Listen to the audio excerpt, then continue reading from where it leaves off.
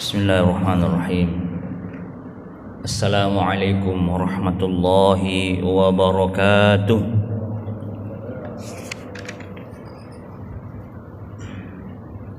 Innal hamdalillah nahmaduhu wa nasta'inuhu wa nastaghfiruhu wa natubu ilaihi wa na'udzu billahi min shururi anfusina wa min sayyiati a'malina.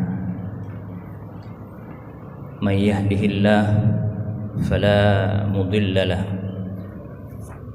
wa man yudlil fala hadiya lah. Asyhadu an la ilaha illallah wahdahu la syarika lah wa asyhadu anna Muhammadan abduhu wa rasuluhu la nabiyya ba'da. Allahumma shalli wa sallim ala nabiyyina Muhammadin miftahi bab rahmatillah adada ma fi ilmillah salatan wa salaman ala da'ibihi bidawami mulkillah wa ala alihi wa sahbihi wa mawalah. Allahumma inni as'aluka ilman nafi'a wa rizqan thayyiban wa amalan mutaqabbala. Allahumma aghnini bil ilm wa zayyinni bil ilm wa akrimni bit taqwa wa jammilni bil afiyah. Saudaraku kaum muslimin, jamaah Jumat, para tamu, para undangan Allah Subhanahu wa taala, mudah-mudahan Allah Subhanahu wa taala senantiasa melimpahkan rahmat, hidayah dan taufiknya kepada kita semua. Tiada kalimat yang paling pantas kita ucapkan pada kesempatan subuh yang penuh barokah ini, dan juga di rumah Allah, di sebaik-baik rumah di bumi ini yang insya Allah juga penuh berkah. Selain ucapan alhamdulillah, segala puji bagi Allah. Betapa banyak nikmat yang Allah selalu limpahkan, curahkan kepada kita siang dan malam, terutama nikmat iman yang masih tertanam di dada kita masing-masing, sehingga pada subuh ini Allah masih bangunkan, Allah masih hidupkan kita dari mati kita tadi malam untuk kembali mengawali aktivitas hidup kita di dunia ini dengan beribadah kepadanya. Insyaallah jamaah sekalian, beberapa keutamaan atau keuntungan yang kita raih apabila kita bisa bangun di subuh hari. Yang pertama, kita termasuk orang yang didoakan oleh Rasulullah SAW, Allahumma barik ummati fi bukuriha, termasuk yang didoakan oleh Nabi yang mendapatkan keberkahan, ya, mendapat keberkahan bila kita bangun di subuh hari. Apalagi tadi kita sempat mendirikan sholat sunnah fajar yang nilainya itu melebihi daripada dunia dengan segala isinya. Subhanallah, mudah-mudahan Allah berikan kita keistiqomahan dan jangan sampai berhenti pada diri kita. Mari kita ajak keluarga dekat kita. Yang kedua, tentu tidak lupa kita sampaikan salawat dan salam kepada junjungan kita yang mulia. Mana kita tahu oleh sebagian umat Islam kita masih berada di bulan Rabiul Awal. Hari ini 18 Rabiul Awal 1444 Hijriah, bulan lahir sekaligus bulan wafatnya Rasulullah Nabi Muhammad sallallahu alaihi wasallam. Jamaah yang dimuliakan oleh Allah,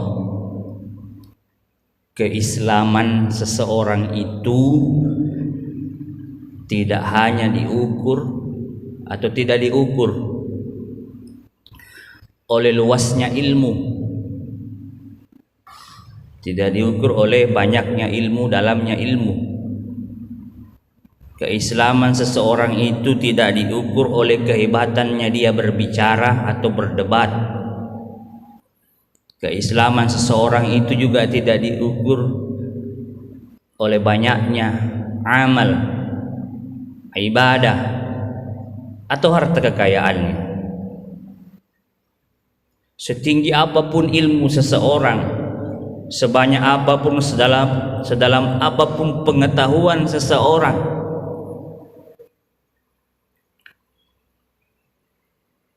dan sebanyak apapun ibadah dan amal solehnya, ya, atau sebanyak apapun amal yang dilakukan dalam kesehariannya, dan setinggi apapun jabatan atau kedudukan di dunia ini, semuanya itu tidak ada artinya, tidak ada nilainya, tidak ada harganya di sisi Allah kalau dia memiliki akhlak yang buruk, kalau dia tidak beradab. Maka jamaah sekalian, di sini pentingnya yang namanya akhlak. Di sini letak urgennya yang namanya hidup itu beradab. Buat apa kita kalau berilmu tapi tidak beradab? Makanya ada pepatah mengatakan al-adabu fawqal ilm. Adab itu di atas ilmu. Maka jamaah sekalian, fenomena beberapa terakhir ini, ya, untuk makan beberapa tahun terakhir ini, betapa akhlak manusia itu sungguh sangat memprihatinkan. Walaupun di zaman Rasulullah SAW itu kita kenal dengan zaman jahiliyah gitu. Ya, hidup di saat ini jahiliyahnya lebih modern lagi. Sering disampaikan di zaman Nabi itu anak manusia lahir baru dibunuh. Kalau sekarang kan masih dalam kandungan udah dibunuh dengan melakukan aborsi, pengguguran kandungan, entah karena alasan aib, malu dan sebagainya, dan itu terjadi sampai hari ini. Kita lihat kenapa sampai ada korban 132 orang di Malang, di lapangan Kanjuruhan itu. Itu kan karena buruknya akhlak. Kita tidak membahas apa penyebabnya, kenapa terjadi ini dan itu. Belum lagi kalau kita dengar setiap hari di medsos, di berita, ada istri membunuh suaminya. Yang terbaru ada ASN dibunuh dan dimutilasi, dan pelakunya oknum TNI.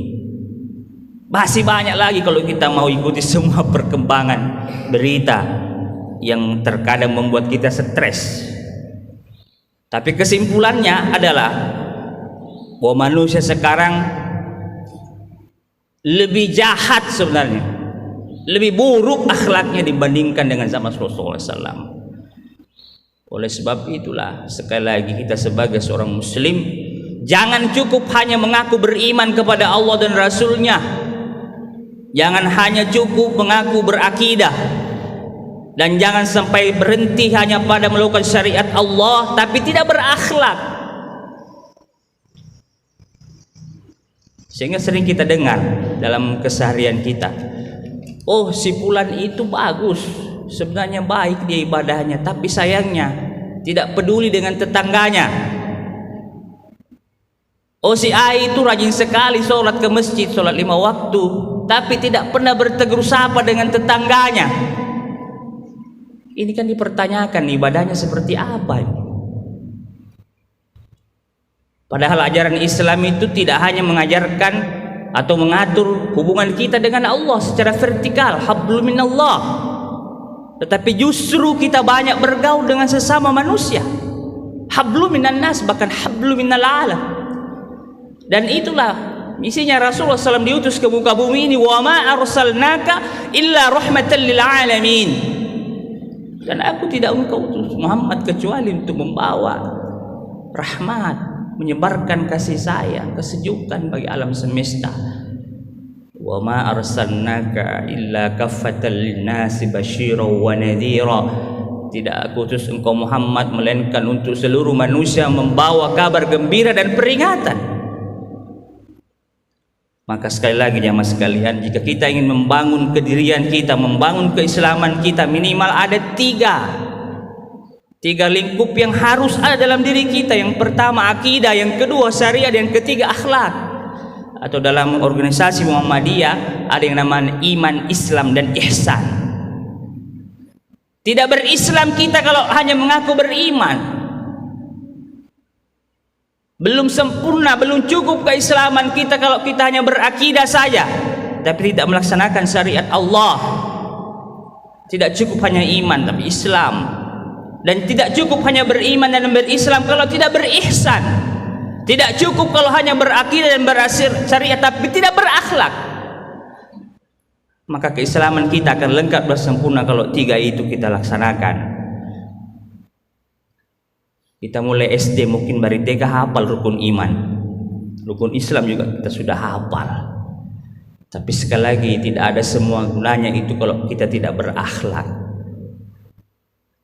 Maka di bulan ini biasanya para penceramah, para dai, para ustadz sering menyampaikan ayat laqad kana lakum fi rasulillahi uswatun hasanah liman kana yarjullaha wal yawmal akhir wa dzakarallaha katsira.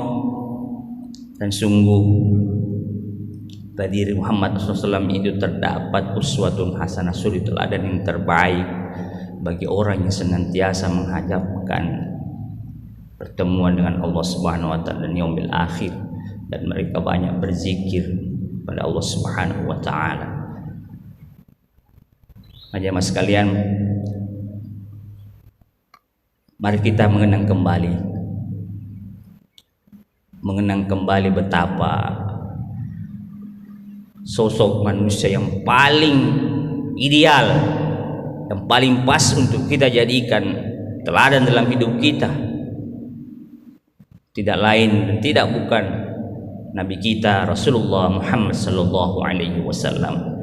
Dari sisi manapun kita ambil contoh, dari sisi kehidupan beliau sebagai manusia biasa, sebagai pribadi, sebagai kepala rumah tangga, kepala keluarga, kita bisa juga menjadi contoh bagi beliau bagaimana kehidupan beliau bertetangga, bermasyarakat, bahkan berbangsa dan bernegara.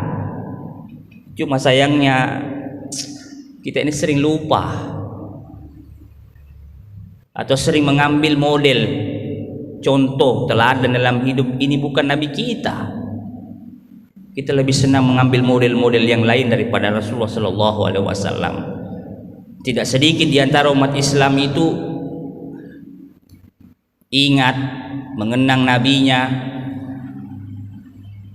atau bahkan mengenal nabinya hanya di bulan Maulid, hanya di bulan Rabiul Awal. Bahkan Masya Allah, peringatannya luar biasa, ramai sekali. Tapi setelah itu, setelah bulan Maulid selesai, terkadang umatnya ini lupa lagi, mulai lagi tidak mengenal nabinya, mulai lagi tidak mengenal Rasulullah sallallahu alaihi wasallam, mulai lagi tidak mencontoh akhlak Rasulullah sallallahu alaihi wasallam.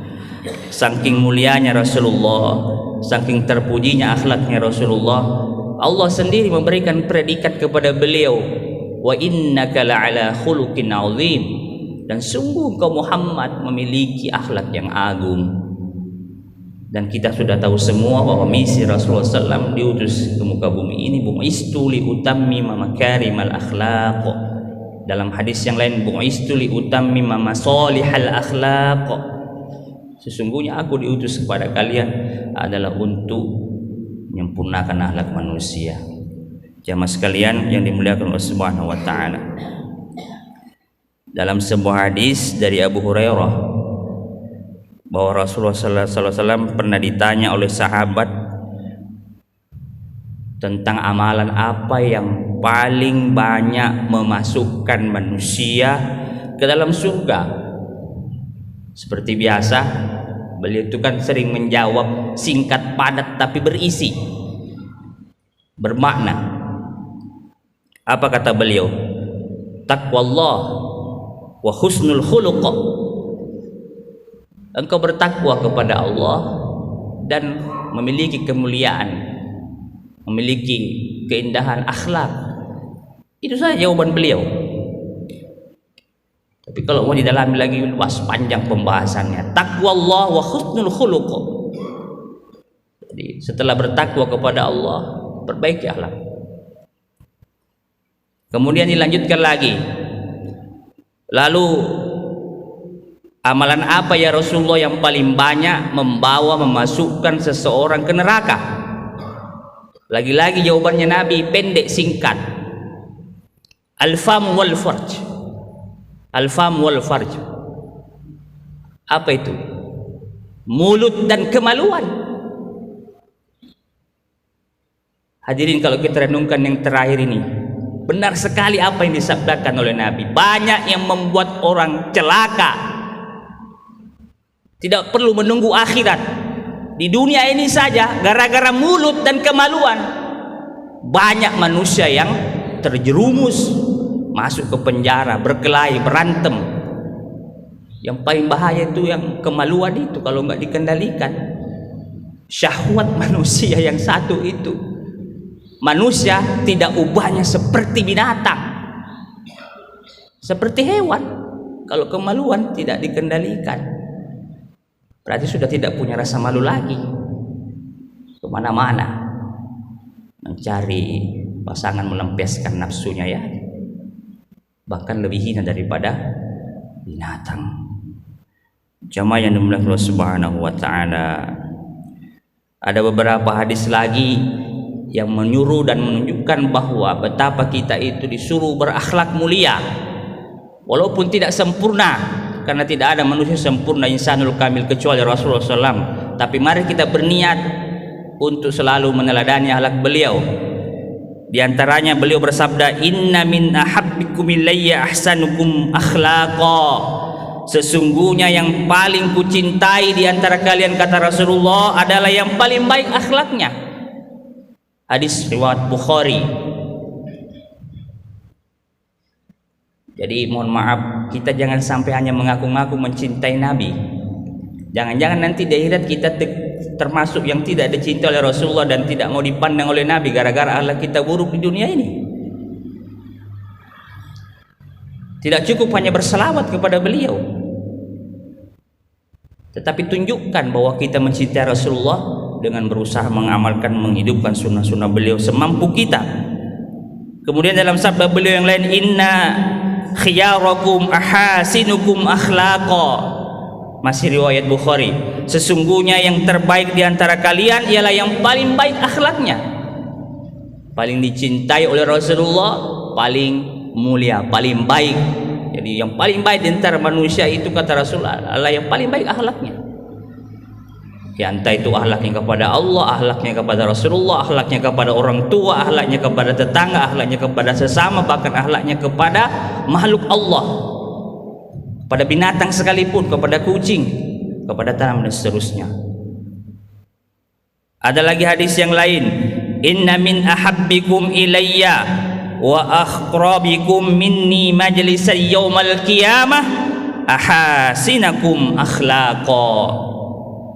Sesungguhnya yang paling kucintai di antara kalian, kata Rasulullah, dan yang paling dekat duduknya nanti majelisnya di yaumil qiyamah, di hari kiamat, adalah yang terbaik akhlaknya. Nabi tidak mengatakan yang paling banyak ibadahnya, yang paling banyak sholatnya, tidak, tapi yang paling mulia, yang paling indah akhlaknya. Ada lagi hadis yang sering kita dengar, ittaqillah haitsu ma kunt watbi'is sayyi'atal hasanata tamhuha wa khaliqin nas bi khulqin hasan. Bertakwalah kamu kepada Allah dimanapun kamu berada, dan gantilah segera, ya, ganti keburukan itu dengan kebaikan. Insya Allah kebaikan itu akan menghapus keburukan itu. Dan perlakukanlah manusia dengan akhlak yang baik. Dan masih banyak sebenarnya hadis-hadis yang lain yang menyuruh kita agar berakhlak dalam hidup ini. Bahkan tidak hanya sampai di situ, Nabi pun mengajarkan kita dengan doa beliau supaya kita memiliki akhlak yang mulia dan kita terlindung dari akhlak yang buruk. Di antara doa yang sering beliau panjatkan, Allahumma inni a'udzubika min munkaratil akhlaq wal a'mal wal ahwa wal adwa. Ya Allah, aku berlindung kepadamu dari kemungkaran akhlak, dari tidak terpujinya akhlak, dari amal, dari hawa nafsu dan dari penyakit. Allahumma inni a'udzubika minasyiqaq wan nifaq wa su'il amal. Ya Allah, aku berlindung kepadamu dari asyiqaq, dari perpecahan, dari permusuhan, dari kemunafikan. Dari apa lagi? Dari tidak terpujinya akhlak. Ada lagi doa yang beliau sering minta kepada Allah. Dan itu konon setiap hari beliau bermohon kepada Allah, terutama ba'da subuh dan ba'da maghrib. Bahkan teman-teman ada yang membuatnya dalam buku kecil Al-Ma'surat.